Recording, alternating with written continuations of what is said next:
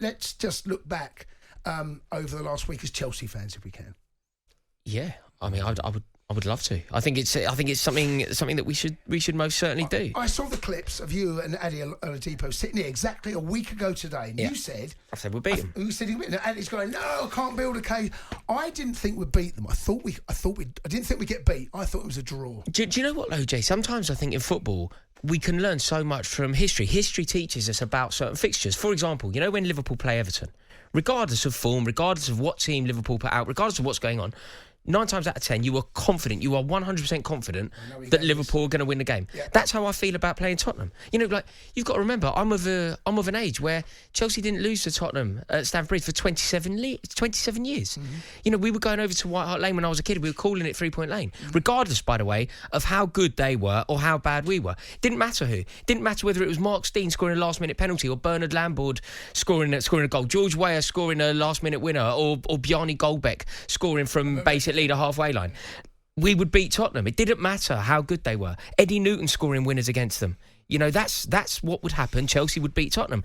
And I think I've been conditioned all my life to believe, regardless of form, regardless of what the majority of pundits are saying, regardless of the way that the game looks like it should shape up, Chelsea have it in us to always ruin Tottenham's party. And we proved it yet again. It was a dream, wasn't it? Do you know what? Spurs fans, and Spurs fans, I'd love to hear your thoughts, and Chelsea fans, 03717223344, they were getting way too chippy, way too chirpy over 10 games, 9 games, you know, and they were playing well. I asked the question of O'Hara, who said, his words, not mine, will destroy you, right? His words, and I'm like, you don't choose those words. Those words will destroy you. They believed it as well. They genuinely believed it. And here's the problem. Here's what I think that the game that played out that I saw is that the Spurs fans went there genuinely believing that they were going to turn us over and convincingly. Right? I had a Spurs fan phone up the sports bar, 4 or 5-0, he said, and we're going to win the double, right? I mean, where's this come from, right?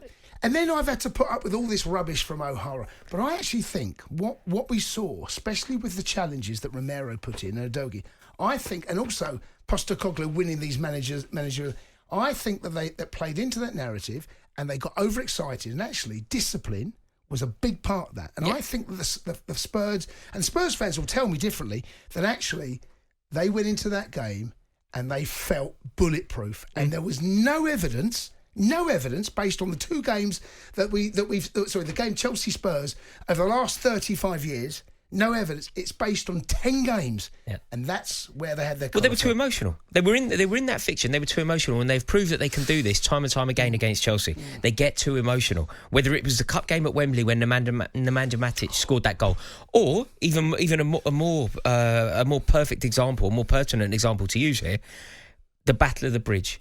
They were too emotional. They went 2-0 up. They thought the 3 points were theirs. They thought they could still have a chance of winning the league, and they got emotional. And then they found some sort of pride in that. Danny Rose crying in the dressing room, Pochettino being all over the place at the time, obviously in the away dugout.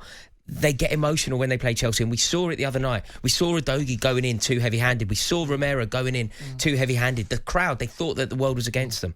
They get emotional when they play Chelsea, and to Chelsea's credit there, we were brilliant. We were really ruthless. We stuck to our guns and we rode our luck. But when we were given the opportunity, we took it with both hands. And I think Postecoglou, for some reason, he is being presented at the moment as a media darling. He can do no wrong. Why are people not having a conversation about Ange Postecoglou totally and utterly getting that game wrong?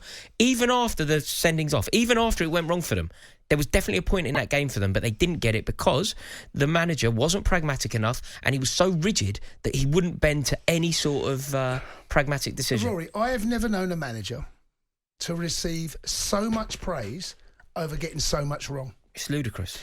Honestly, it is absolutely farcical that and everyone's buying into this narrative. It's not just Spurs fans. Yeah. It's other websites that I read about how Spurs won the moral victory. Oh, it's ridiculous. So here's how I saw this game, right?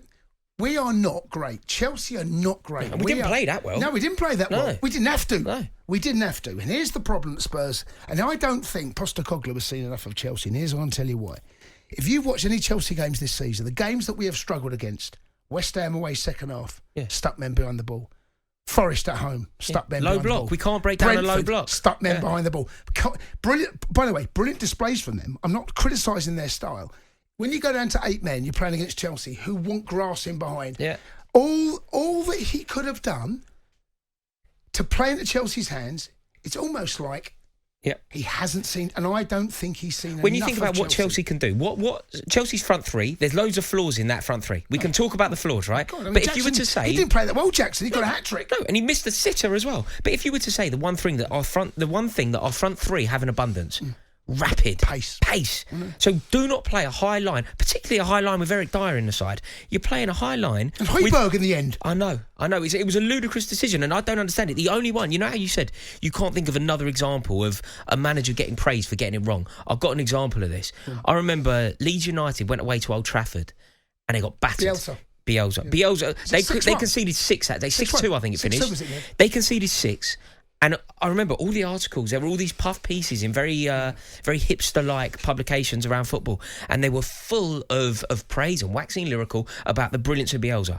And I was thinking, if you had just read these articles and not seen the score, you would have thought they won 6-2. If you had just looked at the post-match reaction to the Tottenham-Chelsea game, you would have deduced that Chelsea got battered that day. Tottenham must have won the game because everybody was talking about Ange Postecoglou being the best manager in the league and the best manager this month, and he's won 3 managerial awards in 3 months. I think it's ludicrous, and I don't understand why more people aren't calling it out. On AM, on DAB, via the talkSPORT app and on your smart speaker. talkSPORT.